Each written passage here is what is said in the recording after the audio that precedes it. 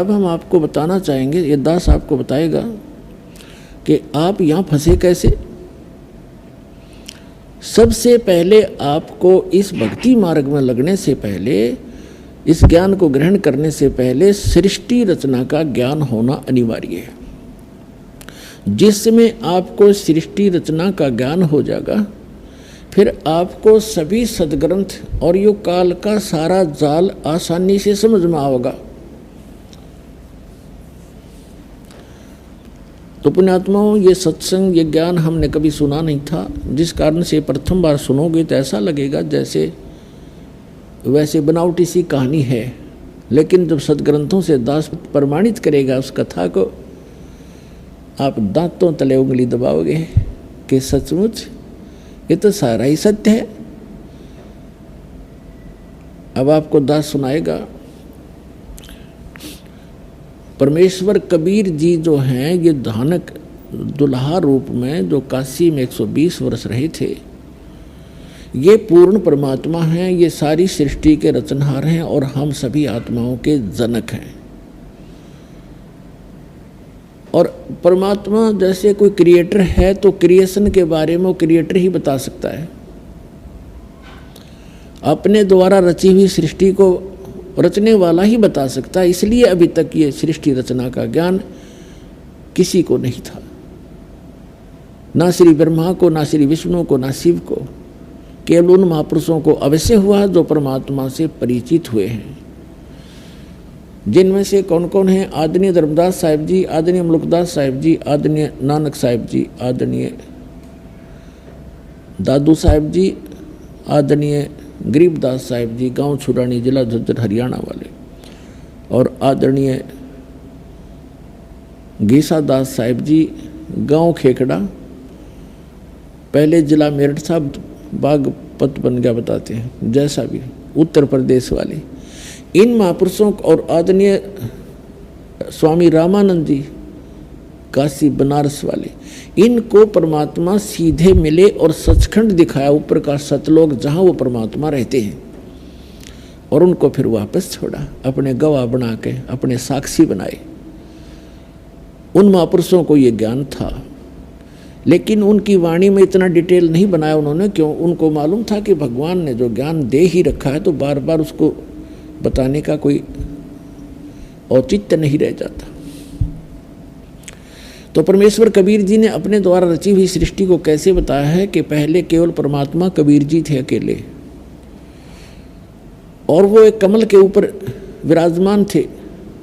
उसके बाद उन्होंने नीचे के सभी, सबसे पहले उन्होंने अकय लोक, अनामी लोक की रचना की।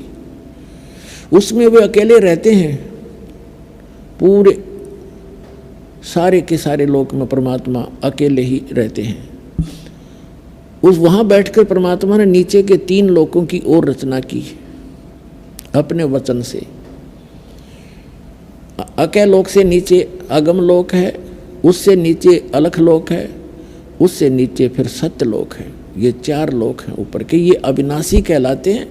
और ये चारों मिलाकर भी एक ही अविनाशी लोक कहलाता है। जैसे भारतवर्ष के अंदर बहुत से राज्य हैं और सारे राज्य मिलाकर भी भारत कहलाता है, ऐसे। और परमात्मा ने अन्य तीनों लोकों में भी अपना ही अन्य रूप बनाया, और प्रत्येक में ऐसा ही गुम्बद और सिंहासन बनाया, उसमें विराजमान है परमात्मा। और सबसे नीचे वाला जो सतलोक है, उसमें भी परमात्मा ऐसे ही एक बहुत बड़े गुम्बद के अंदर और एक सिंहासन पर, तख्त पर विराजमान है। तो वहाँ बैठकर, सतलोक में बैठकर परमात्मा ने पहले सतलोक की रचना की। सतलोक के अंदर पहले एक वचन से 16 द्वीप बनाए, और फिर 16 वचनों से 16 पुत्रों की उत्पत्ति की। उनमें से एक अचिंत नाम का भी एक पुत्र है, सहजदास, जोगजीत आदि ये उनके पुत्र हैं। तो उसके बाद परमात्मा ने अचिंत से कहा। उसके बाद परमात्मा ने मानसरोवर वगैरह वहाँ की सब रचना कर दी थी। तब परमात्मा ने ये झटका देने के लिए कि समर्थ का काम समर्थ ही कर सकता है, यदि कोई दूसरा चेष्टा करता है तो वो गलती ही करता होता है।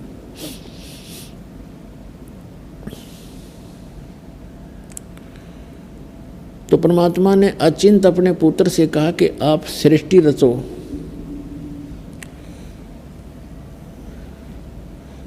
अचिंत ने अपने वचन से अक्षर पुरुष की उत्पत्ति की। श्रीमद् भगवत गीता अध्याय नंबर 15 के श्लोक 16 और 17 में 3 पुरुष हैं, एक सरपुरुष, एक अक्षर पुरुष और तीसरा उत्तम पुरुष है तू अन्य। इन दोनों से अन्य है जो श्रेष्ठ परमात्मा है। गीता अध्याय नंबर 8 के श्लोक नंबर 1 के प्रश्न के उत्तर में अर्जुन ने पूछा कि किम तत्ब्रह्म, वो तत्ब्रह्म कौन है। गीता ज्ञानदाता ने गीता अध्याय नंबर 8 के श्लोक नंबर 3 में कहा कि वो परम अक्षर ब्रह्म है। तो सरब्रह्म, सरपुरुष कहो, सरब्रह्म कहो, दूसरा अक्षर पुरुष कहो, अक्षर ब्रह्म कहो, उसे परब्रह्म कहो, और तीसरा परम अक्षर ब्रह्म कहो, परम अक्षर पुरुष कहो, या उसको सत्य पुरुष कहो। वो तीसरा परमात्मा परम अक्षर पुरुष है, उसको हम सत्य पुरुष कहते हैं। अचिंत ने अक्षर पुरुष की उत्पत्ति की और उससे कहा कि आप मुझे सृष्टि रचना में सहयोग दें। ये काफ़ी और भी बहुत सा प्रकरण है, लेकिन हमने जितना आवश्यक है उतना ही बताएंगे आपको। तो अक्षर पुरुष वहाँ से उठकर मानसरोवर के अंदर चला गया। वहाँ अपना जो बॉडी है वो श्वास से नहीं चलता और इसलिए वहाँ अमर शरीर है हमारा। तो उस मानसरोवर के अंदर जाकर आनंद से लेट गया, निंद्रा आ गई।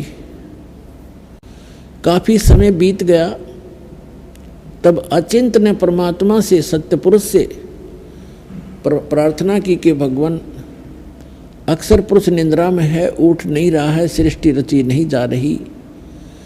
तो परमात्मा ने कहा कि पुत्र, जब आपसे अक्षर पुरुष ही नहीं जगाया जा रहा तो सृष्टि खाक रचोगे तुम। बंद करो अपनी सृष्टि, तुम्हारे बस की बात नहीं है। इस बात से अचिंत बहुत शर्मिंदा हुआ और क्षमा याचना की कि भगवान आगे से कोई हम ऐसे काम नहीं करेंगे, आपकी आज्ञा से ही मैंने ये सब कुछ किया था। तो परमात्मा ने कहा कि मैंने इसलिए तुझे आज्ञा दी थी कि तुम्हारे अक्षमता का आपको पता चल जाए कि जिसका काम उसी को साजे और करे तो मूर्ख बाजे। ये तो एक देसी कहावत है। उसके बाद सभी को ये बात होगी कि समर्थ के काम में टांग अड़ानी नहीं चाहिए। तो एक तो झटका दिया मालिक ने उनको। फिर परमेश्वर ने क्या किया कि उस सरोवर से ही एक थोड़ा सा जल लिया, अमृत, और उसको अपने वचन से एक अंडा बना दिया। अंडे में एक आत्मा प्रवेश कर दी। वो अंडा छोड़ दिया, बहुत बड़ा अंडा था, बहुत बड़ा। उस अंडे को छोड़ दिया उस जल में। वो उस जल के अंदर अंडा जा रहा था गड़गड़ गड़गड़ करता हुआ। अचिंत के निकट जब वो पहुंचा, उसकी आहट से पाकर के अक्षर पुरुष के पास से पहुंचा जो निंद्रा में सोया पड़ा था सरोवर के अंदर। जब अक्षर पुरुष के पास से वो पहुंचा, निकट पहुंचा, तो एकदम उसकी आंखें निंद्रा भंग हो गई। अक्षर पुरुष की निंद्रा भंग हुई तो उस जैसे कोई अधूरी नींद जाग जाता है तो वो कोप से देखता है, उसमें कुछ गुस्सा सा होता है। ऐसे कोपित दृष्टि से उसने देखा कि किसने मेरी निंद्रा भंग की है, तो वो अंडा फूट गया। उस तेज से अंडा 2 भाग हो गया। उसमें से ये ज्योत स्वरूपी निरंजन, जिसको आगे चल के काल कहा गया, जिसको सरपुरुष भी कहते हैं, गीता अध्याय नंबर 15 के श्लोक नंबर 16 में सरपुरुष कहा है। तो आकाशवाणी की परमात्मा ने, सत्य पुरुष ने, कि अक्षर पुरुष तुम निंद्रा में थे, आपको जगाने के लिए ये सब कुछ क्रिया की थी, और तुम दोनों बाहर आ जाओ। अक्षर पुरुष और ये सरपुरुष ये दोनों सरोवर से बाहर आ गए। फिर परमात्मा ने आदेश दिया कि आप जाओ, दोनों के दोनों अचिंत के द्वीप में रहो, अचिंत के लोक में रहो। उसके पश्चात परमात्मा ने, सत्य पुरुष ने हम सभी आत्माओं की रचना की, उत्पत्ति की। हम सभी का परिवार था। बहुत सुंदर मकान महल हैं वहाँ पर, बहुत सुंदर, जैसे हीरे मोतियों की चमक होती है, वहाँ की जो बिल्डिंग बनी हुई है उनमें ऐसी सुंदर चमक है। बहुत ही मनमोहक और सुंदर महल हैं, बहुत लंबे चौड़े बने हुए हैं, और आगे उनके बहुत सुंदर पार्क है, उसमें अपने आप फुहारे छूट रहे हैं, जहाँ जिस सुख को आप छोड़कर आ चुके हो। पुण्यात्माओं, इस बात को आप हृदय में जचा लेना। यह किसी डूम बाट के गीत नहीं है कि किसी को प्रसन्न करने के लिए या स्वार्थवश गाए गए हों। ये गॉड गिवन स्पिरिचुअल नॉलेज है, और उन महापुरुषों ने बताया है जिनको भगवान मिले हैं, उन्होंने इसका समर्थन किया है, और दास ने इसको अच्छी तरह जाना है और आपके समक्ष इसको इसलिए व्याख्यान किया है। वो सुख वहाँ पर है, कोई काम नहीं, आपस में कोई राग द्वेष नहीं, क्योंकि किसी चीज़ का अभाव नहीं है। जैसे आप एक रिहर्सल करते हो, यहाँ आते हो सतलोक आश्रम बरवाला जिला हिसार में, और यहाँ आप चाहे कितने ही दिन रुको 2 दिन 4 दिन, हफ्ता 10 दिन, तो आप क्या देखते हो कि आपको एक जैसी व्यवस्था, लेटने बैठने सोने का स्थान एक जैसा, पंखे कूलर जो लगे हुए हैं वो आपके एक जैसे, और उधर से खाना है सबको एक स्थान पर बना बनाया तैयार मिलता है। कभी जाओ खाना खाओ, कभी किसी टाइम, और कभी चाय की भरी भराई वो टैंकी तैयार रहती है, कभी टूटी मरोड़ी गिलास भर पियो गटगट। यहाँ आपको बगैर किए सारी वस्तु मिल रही है, और यहाँ भी कोई राग द्वेष पैदा करता तो मूर्ख आदमी है। अब क्या करते हैं, हमारी क्योंकि वृत्ति घनी खराब हो रही। अब जैसे आपका बिस्तर लगा हुआ है, सबको एक जैसा बिस्तर है, सबका एक जैसा मैट है, और कोई आकर साथ में आपके लेट भी जाता है अनजान से, तो उसको बेमतलब खस्साइयों का मेरी जगह पता नहीं क्यों बिछा लिया, हट यहाँ से, तो ये तो मूर्खा की बात है। 2 फुट नून डाल ली, इसमें के कौन सा आश्रम छोटा है यो, तो इस तरह को बकवाद करे तो वो अलग बात है। बाकी यहाँ कोई भी ऐसी वस्तु नहीं है जिसमें आपने राग द्वेष करना पड़े, और सारी चीज़ नहाओ दो, भगवान के गुण गाओ, भूख लगा रोटी खाओ, जल करे जब चाय पी लो, बता फिर और क्या चाहिए। तो ये तो यहाँ के लोक में सुविधा है, क्योंकि यहाँ लोक भी अच्छा नहीं तो यहाँ की सुविधाएं भी इतनी अच्छी नहीं है। तो उस सतलोक के अंदर आपके मनोमाई वो विमान है।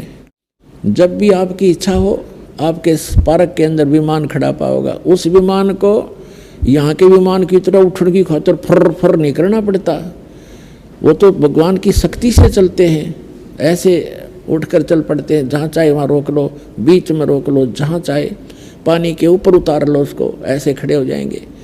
तो कहने का भाव ये है, उन सुखों को हम छोड़ आए, उनको हम यहाँ ढूंढ रहे हैं। यहाँ तो 21 ब्रह्मांड में नहीं पा सकते आपको। और हमारे अंदर एक दोष और है कि जब हम सुखी हो जाते हैं तो भगवान को भूलते हैं, और यहाँ मार खाते हैं। इसलिए परमात्मा आपको याद दिलाते हैं, यहाँ जो आप फंसे हुए उनको, कि सुख में भगवान को भूला नहीं करते, बहुत बड़ी मार खा जाते हो। तो वहाँ सुख में हम भगवान भूले। वहाँ क्या हुआ कि कुछ दिनों के बाद, वहाँ कुछ वर्षों के बाद, कुछ वैसे यहाँ के युग, वहाँ कोई समय सीमा नहीं है, तो हम यहाँ हैं इसलिए कुछ उसके हिसाब से बता रहे। कुछ युगों के बाद क्या हुआ कि इस सरपुरुष के मन में खरपतवार पैदा हुआ,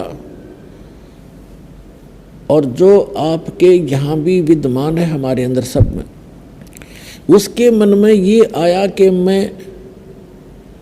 हम 3 जने एक द्वीप में रह रहे हैं, और बाकी जितने भी सभी, आप भी अलग अलग द्वीप थे आपके, अलग अलग स्थान थे आपके बहुत बड़े बड़े, तो और सभी अकेले रह रहे हैं। यानी अपने परिवार के साथ रह रहे हैं तो भी वो इंडिविजुअल रह रहे हैं।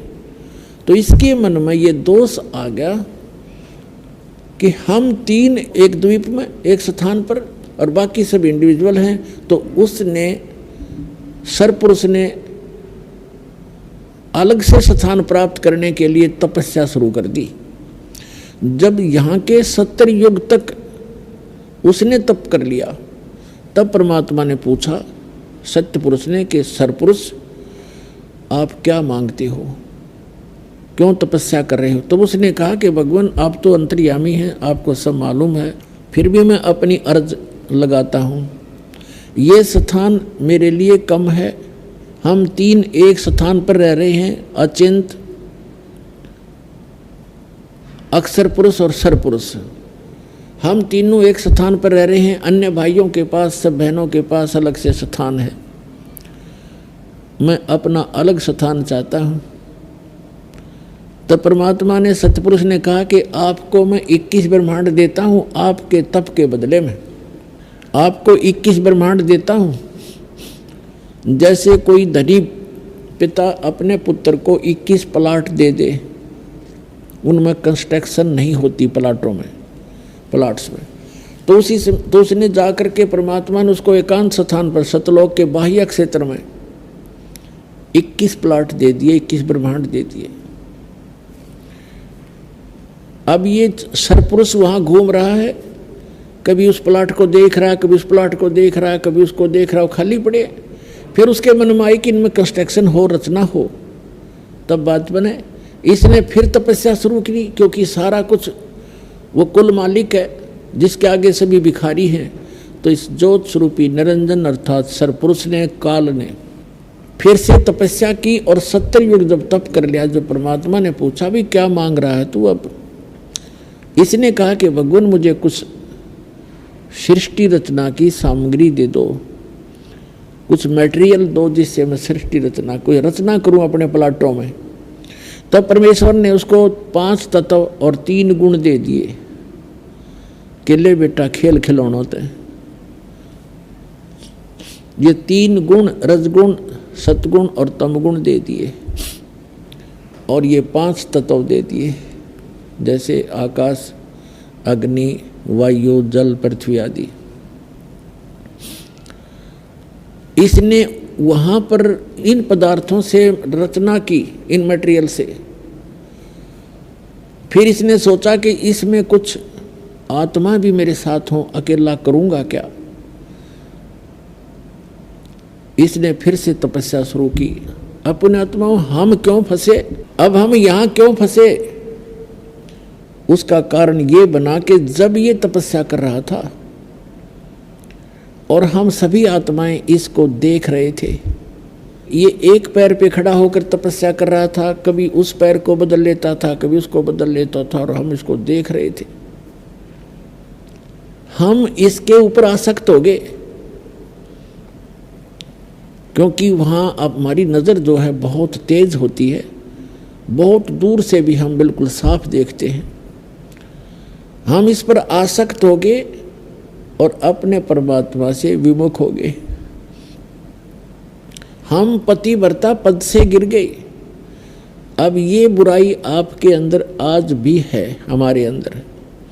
जैसे कोई हीरो या हीरोइन, अभिनेता या अभिनेत्री अपनी रोजी रोटी के लिए चटक मटक डांस डूंस करते, बेमतलब की एक्टिंग करते, और ये युवा बालक, लड़के और लड़कियां उनके ऊपर आसक्त हो जाते हैं।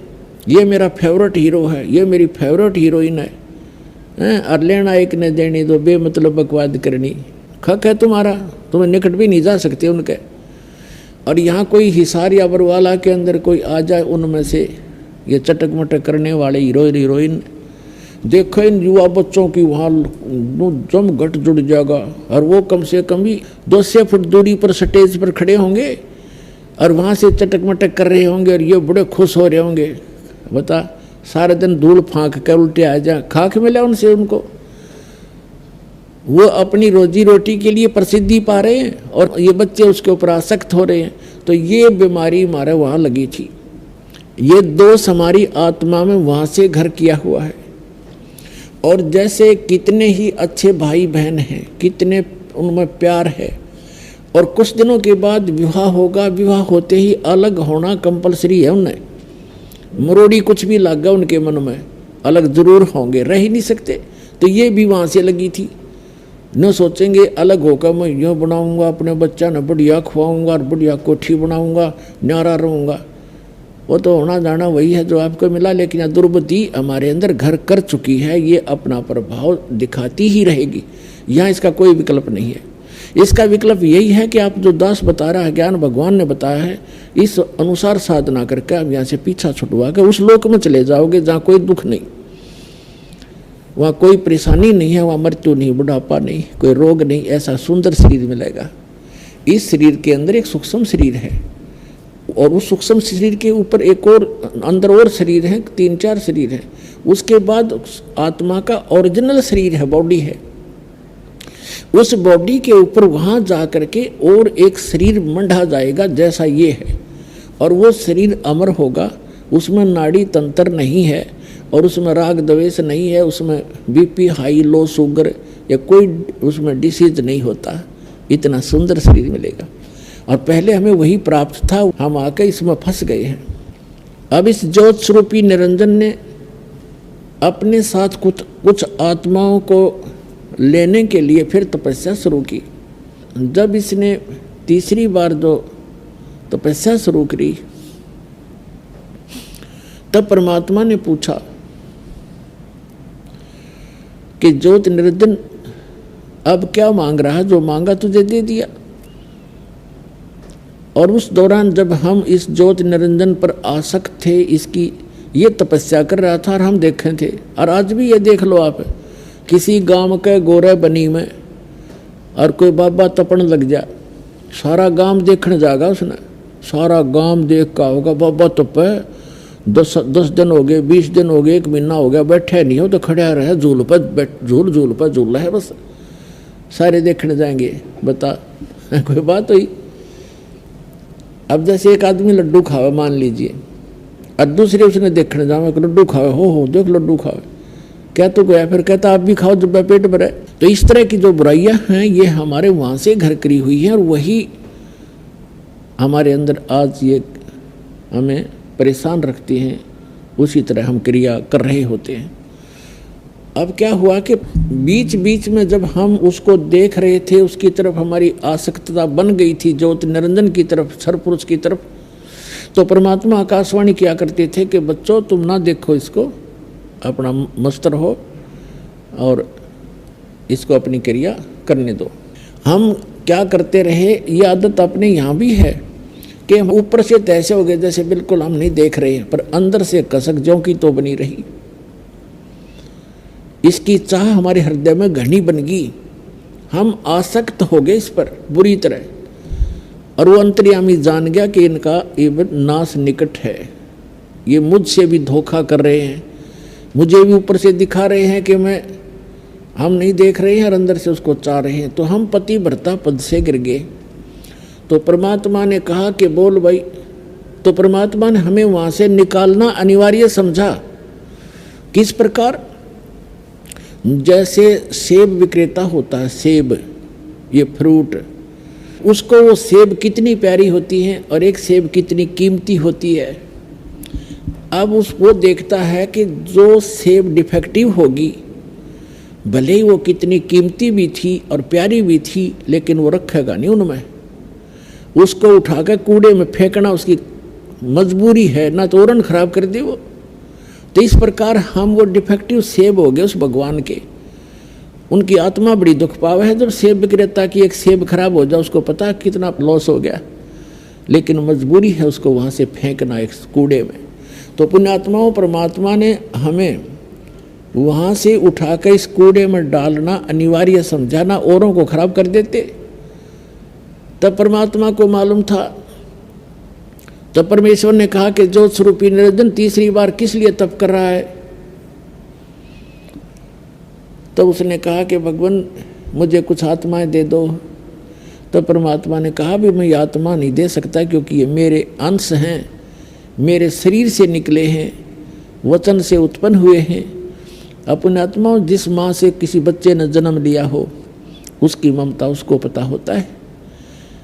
एक माई का ऐसा लड़का हुआ कति अपंग सा, और उसमें भी उसकी इतनी गजब की ममता होती है। बेशक वो कैसा ही है लेकिन उसकी आत्मा उसमें फंसी हुई होती है। इसी प्रकार वो परमात्मा कहते हैं कि ये सभी आत्माएं मेरे से उत्पन्न हुई, मेरे शरीर से निकली है। वचन से हो जन्म हो वो भी उतने प्यारे लगते हैं जिसके वचन से उत्पन्न होते हैं, उसको उतने ही प्रिय होते हैं। तो परमात्मा ने कहा भी मैं ऐसे नहीं दे सकता, ये मेरी आत्मा है, तो इनको दुखी करेगा, तो इनको परेशान करेगा वहाँ पर। तो इसने कहा कि नहीं, मैं सत्य का राज करूँगा, जैसा जो कर्म करेगा उसको वैसा ही फल दूंगा। परमात्मा ने पहले तो इससे हाँ भरवाई, फिर कहा भी देख ले, पर एक बात है, उनसे पूछ ले, जो सब इच्छा से जाना चाहता हो तो चले जाएगा, मैं आज्ञा नहीं दूंगा उनको जाने की, जब तक वो स्वयं डिमांड नहीं करेंगे। तो ज्योति निरंजन ये सरपुरुष आपके पास, हमारे पास आया। जब हमारे पास आया तो जैसे कोई हीरो आ जाता है तो चारों तरफ बच्चे कैसे इकट्ठे हो जाते हैं, ऐसे हम चारों तरफ उसको झूम गए। उसने कहा कि मैंने पिताजी से तपस्या करके अलग से द्वीप, अलग से ब्रह्मांड प्राप्त किए हैं, स्थान प्राप्त किया है, क्या मेरे साथ चलोगे तुम? हम तो पहले तैयार थे। तो हमने सब ने कह दिया कि चल पड़ेंगे, यदि पिताजी आज्ञा दे देंगे तो हम चलेंगे, हम तैयार हैं। तब परमेश्वर के पास जाकर के ज्योति निरंजन ने कहा कि जी कुछ आत्माएं मेरे साथ जाने को तैयार हैं, पर आपकी आज्ञा चाहते हैं। परमेश्वर ने कहा, सत्यपुरुष ने, कबीर जी ने, कि चल मेरे साथ, मेरे सामने जो हाँ भरेगा तेरे साथ जाने की तो मैं अलाउड करूँगा। तो जो ही परमात्मा और वो ये सरपुरुष आए हमारे पास, तो परमात्मा ने कहा कि बोल भाई कौन आत्मा इनके साथ जाना चाहता है, अपना हाथ खड़ा करो। अब हम आगे थे चारों तरफ से, परमात्मा के आदेश से वहाँ बैठ गया। सेकंड में वहाँ सारा काम होता है, बैठ गए न पूरे क्षेत्र में। तो परमात्मा ने कहा कि जो इनके साथ जाना चाहते हैं, सरपुरुष के साथ इसके ब्रह्मांडों में रहना चाहते हैं, हाथ खड़ा करो। अब परमात्मा पहले आकाशवाणी करके हमें समझाया करते थे कि इस पर आसक्त ना हो तो मार खा जाओगे। अब उस दिन वो बात उनका याद आई और पिताजी के सामने अब कैसे कहें हम जाना चाहते हैं, सन्नाटा छा गया, कोई नहीं बोला। तब परमेश्वर ने कहा कि सरपुरुष आप तो कह रहे थे कुछ जाना चाहते हैं तो बोलते ही नहीं, झूठ बोल रहा है तू। तब सरपुरुष ने कहा कि पिताजी ये आप के सामने नहीं बोल रहे हैं, पहले तो सभी कह रहे थे जितने यहाँ बैठे हैं। तब इतनी बात हो रही थी, तभी एक आत्मा ने खड़ा होकर के स्वीकृति दी उसको। अब जो ही उसने एक खड़ा हुआ तो हमने सभी ने हाथ खड़े कर दिए और खड़े भी हो गए। हमने सोचा कहीं ये अकेला ही सारा काम लूट ले और हम रह जा पीछे। देखा देखी सारे खड़े हो गए, जितने यहाँ फंसे हुए हैं, चींटी बने हैं, हाथी बने हैं, कुत्ते बने हैं, गधे बने हैं, सुअर बने। पर हर में जो हम वहाँ से आए, हम वहाँ सभी मानव शरीर थे हमारे।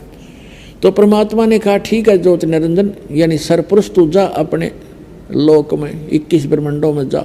जिस जिसने तेरे साथ जाने की स्वीकृति दी है उनका मुझे सब मालूम है, मेरे पास उनके सब कोड वर्ड नंबर उपलब्ध हैं। इन सबको मैं भेजूंगा, पर न्यू का न्यू लापड़दा नहीं भेज सकता। इनको मैं अलग से व्यवस्था करूंगा, बीज रूप में बनाऊंगा पुनः, और अब तू जा। वो भेज दिया।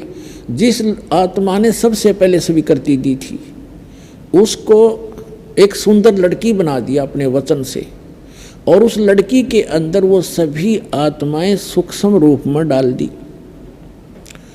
अपने आत्माओं जैसे एक वट वृक्ष देखा होगा, बड़का वृक्ष। बड़का वृक्ष इतना बड़ा होता है बहुत गुना, और उसका बीज होता है राई जितना, राई से छोटा होता है बड़का बीज। अब परमात्मा ने उन सबको बीज रूप बना दिया। परमात्मा की वचन में सारी शक्ति है, वो कुछ भी कर सकता है।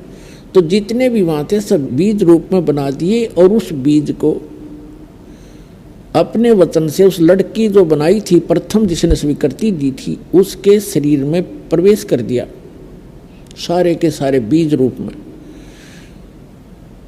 और उस लड़की से कहा कि बेटी, अब तेरे को वहां भेज रहे हैं ज्योति निरंजन के पास, सरपुरुष के पास, और उसके साथ मिलकर तू ये सृष्टि रच देना। तेरे को वचन शक्ति दे दी है मैंने। वचन से जितने भी तू जीव कहेगी, चाहे पशु बनाना, चाहे पक्षी बनाना, और चाहे तो देव बनाना, मनुष्य बनाना, जैसा सोचेगी वैसे ही बन जाएंगे। अपने पुत्र सहजदास से कहा कि सहजदास अपनी बहन को ज्योति निरंजन के पास छोड़ आओ। अब उस सरपुरुष के पास, और उसको बता देना कि ऐसे ऐसे मैंने इसके अंदर सभी वो आत्माएं जो तेरे साथ आना चाहती थी बीज रूप में डाल दी हैं, और ये बहन जितने भी तू कहेगा उतने ही नर और मादा उत्पन्न कर देगी। इसमें ऐसी शक्ति भी मैंने भर दी है, वचन में शक्ति दे दी है। सहजदास ने जाकर के ज्योति निरंजन से सारी वार्ता सुना दी और लड़की को वहाँ छोड़कर वापस आ गया। अब वहाँ दोनों अकेले रह गए, सरपुरुष और ये लड़की जिसको अब दुर्गा कहते हैं, जो अष्टंगी कहलाती है। अब ये दोनों रहे, तो लड़की युवा होने के कारण उसका रंग रूप निखरा हुआ था। तो पुण्यात्माओं, ये बलात्कार की जो बुराई हमारे अंदर घर की है सभी प्राणियों में, ये वहीं से रोग लगा था। अब जिस राजा यानी जिस भगवान के, जिस स्वामी के राज में हम रह रहे हैं, उस जैसा भाव सबका बन ही जाता है। यथा राजा तथा प्रजा।